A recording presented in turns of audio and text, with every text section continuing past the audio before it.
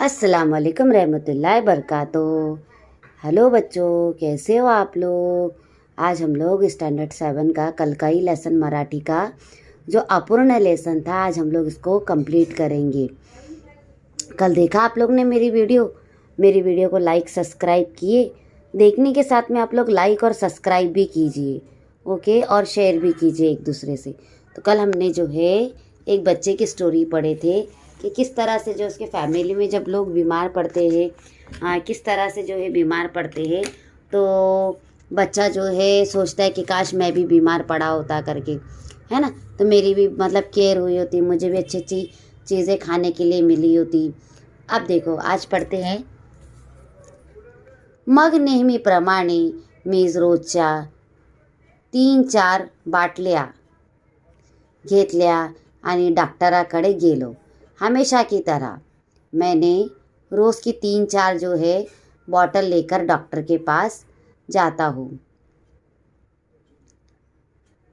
चड्डीच्या खिशात मी स्वतःची बाटली निराड़ी जपून ठेवली, यानी चड्डी के खिस्से में मैंने मेरे हिस्से की भी बॉटल जो है रख दी होती। दवाखान्यात खूप गर्दी होती। दवाखाने में बहुत भीड़ थी। खूप माणसे असली म्हणजे मला फार बरे वाटे।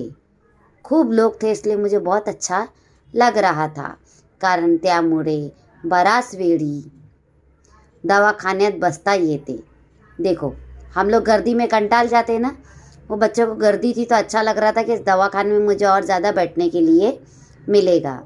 शिवाय बसलेल्या माणसाच्या चेहऱ्याकडे बघता येते, यानी बैठे हुए इंसान के चेहरे के पास देखने को मिल रहा था। काय छान दिसतात एक एक लोग, क्या अच्छे लग रहे हैं एक एक लोग। हाडूस मी खुर्चीवर बसलो और धीरे से मैं खुर्ची के पास बैठा आणि लोकांकडे टकामका बघू लागलो। लोगों की तरफ मैं देखने लगा। काही लोग कहणत होते, कोणी इंजेक्शन घेऊन बसले होते। कुछ लोग कना रहे थे तो कुछ लोग इंजेक्शन लेके बैठे हुए थे। आपल्या दंडावरल्या यानी दंड पर बाजू जिसको बोलते हैं ना, पिवळा ढगाकडे मोठ्या फुशारकीने पाहत होते। त्याच्याकडे पाहून मला त्यांचा फार हेवा वाटू लागला। उन पर हळूहळू पुष्कळ लोक निघून गेले। मग मी हळूच माझी छोटी बाटली डॉक्टरांच्या टेबलावर सरकवली। धीरे धीरे लोग दवा लेकर गए। मैंने क्या किया, अपनी बोतल को जो है सरकाकर डॉक्टर के जो है टेबल के करीब जो है मैंने किया।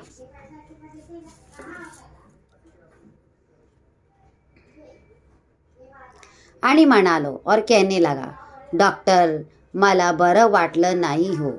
क्या कह रहा है कि डॉक्टर मुझे अच्छा नहीं लग रहा है, नॉट फीलिंग वेल, मला ही औषध हवे आहे, मुझे भी दवा चाहिए।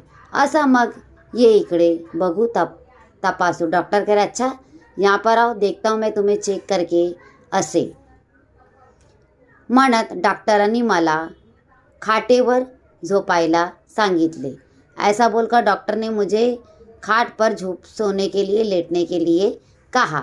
त्या गुलगुलीत खाटेवर झोपताना अशी काही मजा वाटली म्हणतं।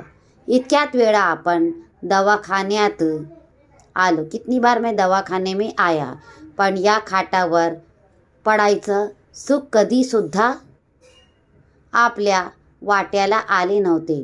यानी इस खाट पर, इस बेड पर सोने का सुख कभी मुझे नहीं मिला था।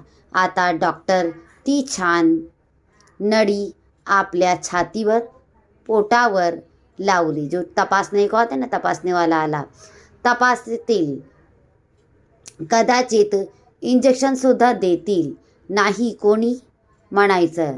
मग कसले तरी औषध बाटलीत भरून देतील। वो सोच रहा है कि डॉक्टर मुझे तपासेंगे, मुझे इंजेक्शन तो भी देंगे, नहीं तो छोटी बॉटल में दवा भर के तो भी देंगे। आहा हा, आपल्या ही स्वतंत्र बाटली मिळायची तर ऐकून दादाची आणि ताईची ऐट नको काही एवढी. आनंदाने मी खाटेवर लोळत होतो. एवढ्यात डॉक्टर खोलीत आले. यानी चेकअप रूम में डॉक्टर साहब आए. त्यांनी मला तपासले और उन्होंने मुझे चेक किया. इकडे तिकडे पालथे वळायला सांगितले. यानी इधर उधर जो है चेकअप करते तो बोलते ना कि करवट लो, सीधे हो जाओ, तो ऐसा डॉक्टर साहब उन्हें कहते हैं. गळ्यातील नळी छातीवर लावली, जीभ बघितली तेव्हा तर मला अगदी धन्य धन्य वाटू लागले. आणि बहुत खुशी हो रही थी मुझे. त्यांनी जेव्हा पोटावर एकदम टिचकी मारली तेव्हा तर मला खूपच हसायला आले.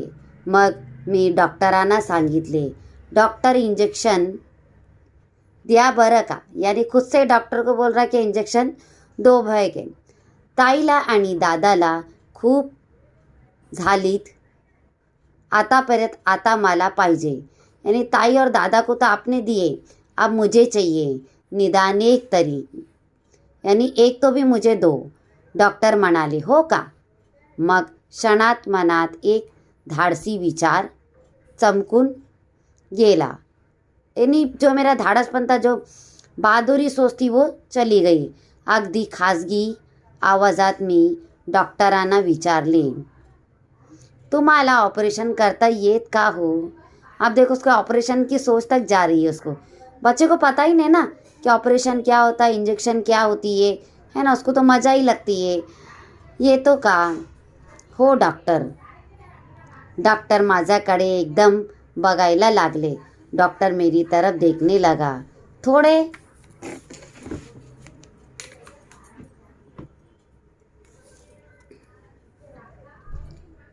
थांबून म्हणाले, थोड़ा रुककर डॉक्टर साहब कहते हैं, का रे बाबा, क्यों रे वेळ. नाही करायचं असलं तर ते सुद्धा करा. अगर ऑपरेशन करना है तो भी करो. मी काही घाबरत नाही. मैं घबराऊंगा नहीं. डॉक्टर पाहतच राहिले. डॉक्टर देखते ही रह गया. मला वाटले, मुझे लगा ते बहुतेक माझ्या सूचनेवर विचार करत असायचे. यानी मेरी बात पर वो सोच रहे थे. होय म्हणाले तर फारच चांगले झाले. अगर हो हाँ कहेंगे डॉक्टर साहब तो बहुत अच्छा होगा. ऑपरेशन केलेच तर त्यांनी तर मग काय विचारतात. तसाच पडत घरी जाईन. सगळ्यांना ऑपरेशन दाखवीन. यानी ऑपरेशन किए तो बहुत अच्छा है. मैं घर पे जाऊंगा और सबको बताऊंगा कि अरे देखो मेरा भी ऑपरेशन हुआ है. पण डॉक्टर थंडपणे म्हणाले, बराच आता असं का तू उत्तर खाली.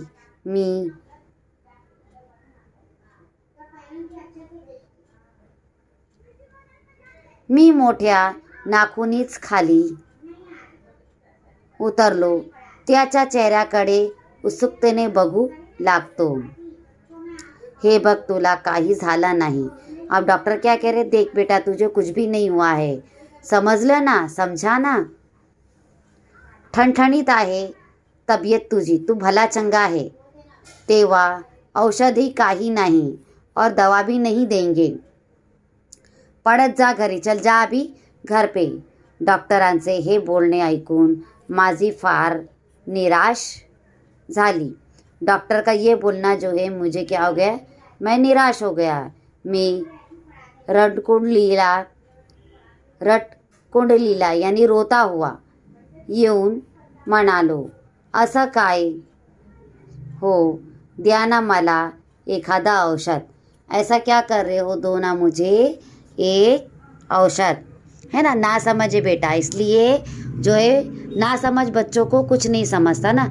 उनके लिए कैसा दवा खाना, दवाई वगैरह जो है क्या होती है, वो एक उनके लिए रहता है, इंटरटेन रहता है. ऐसा लगता है कि कोई मज़े की बात है ये. लेकिन जो बीमार पड़ता है, जो तकलीफ़ को झेलता है, जिनको बार बार जो है दवाइयाँ खानी पड़ती है, तो है ना उनको ही तकलीफ़ होती ना बेटा, वही ऐसा उनके लिए ऐसा लगता है कि एक एक दिन जो है हमारे लिए जा रहा है करके, भारी एक एक दिन जा रहा है करके। इसलिए अल्लाह ताला से कभी भी दुआ करोगे तो अपनी तंदुरुस्ती की दुआ करने का कि अल्लाह ताला हम सबको तंदुरुस्त रखे करके, है ना।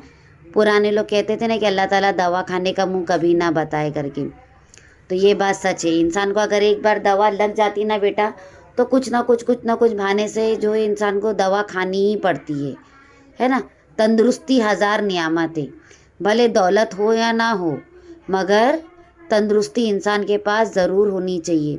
जिस इंसान के पास तंदुरुस्ती है तो वो कैसा होगा, हमेशा से खुश रहेगा ना।